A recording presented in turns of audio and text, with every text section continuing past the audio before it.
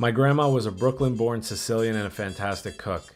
She had a lot of signature dishes, but her stuffed artichokes are my favorite. When I moved from New York to California, I missed them too much, so I asked her to show me how to make them, and today I'm going to show you what she showed me. The first thing she would say is that you want an artichoke bigger than your fist with the leaves just starting to open. You see how these leaves aren't tight? You won't be able to stuff them and they won't open that much when you cook them if they're really tight. The first thing you do is take a bread knife and cut the stalk off so you can sit the artichoke flat in the pot. Then you cut the top quarter of the artichoke and pull off some of the tougher outside leaves. A lot of these have sharp points on them. You don't want to get that in your mouth.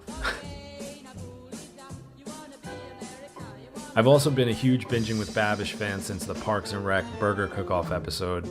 I think he really made kitchen experimentation approachable for a lot of people, myself included, and he's the gold standard for YouTube cooking channels, so I'm shooting it like he would. Pull the leaves apart a bit more, then wash the artichoke out with hot water and turn it upside down on a paper towel to dry.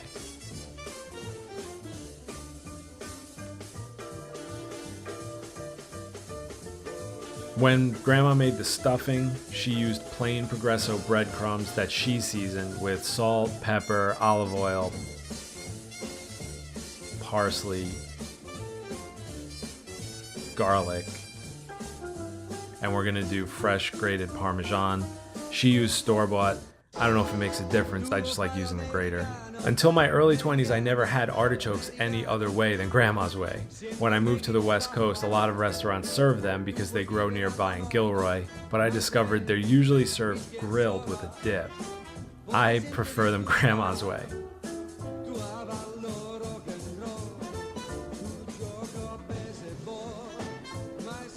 Also, as I edit this video together, I noticed that I talk with my hands way more than I thought, which is a nightmare to sync up in post, so this will look like an Italian kung fu flick where the gesturing is poorly dubbed instead of the dialogue.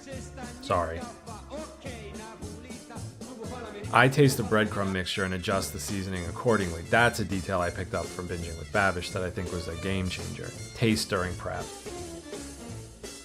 I've learned to use 2 big bowls to stuff the artichoke so I don't make a mess. Put the artichoke in one and you can shake the breadcrumb mixture over it from the other one while you pull the leaves apart.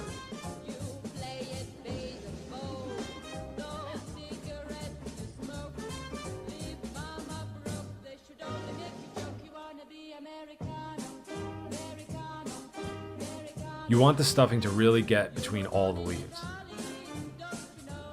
After I put all the stuffing in, I add the minced garlic between the leaves with a spoon.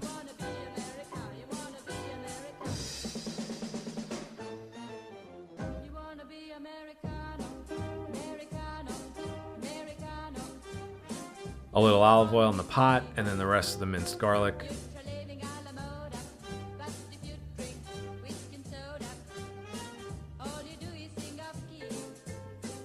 She liked to saute the garlic until she heard the crackling sound and the garlic started to become fragrant. Then you sit the artichoke on the bottom and close the lid for another minute, and as Babish would say, let the flavors get to know each other.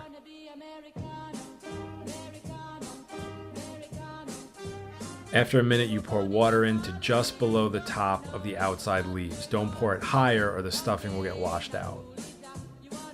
That's really it. You just steam the artichokes like this for 30 to 45 minutes. Come on, don't look at that. What did I tell you? At about a half an hour, I drizzle some olive oil over the top. You want to check the artichoke every 5 minutes after you hit about a half an hour to see if it's done. And when you can stick a knife into the middle easily, try pulling a leaf off. If the leaf comes off easily, it's done. Over time, I've learned to use a wire ladle to pull them out. They're very delicate. They're super hot. You probably don't even need to touch them for 5 to 10 minutes, no joke.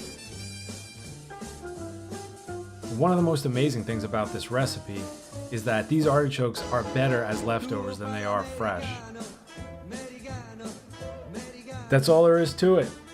I hope I made my grandma proud. I hope I made Babish proud. Go make stuffed artichokes. Ma se bevi whisky and soda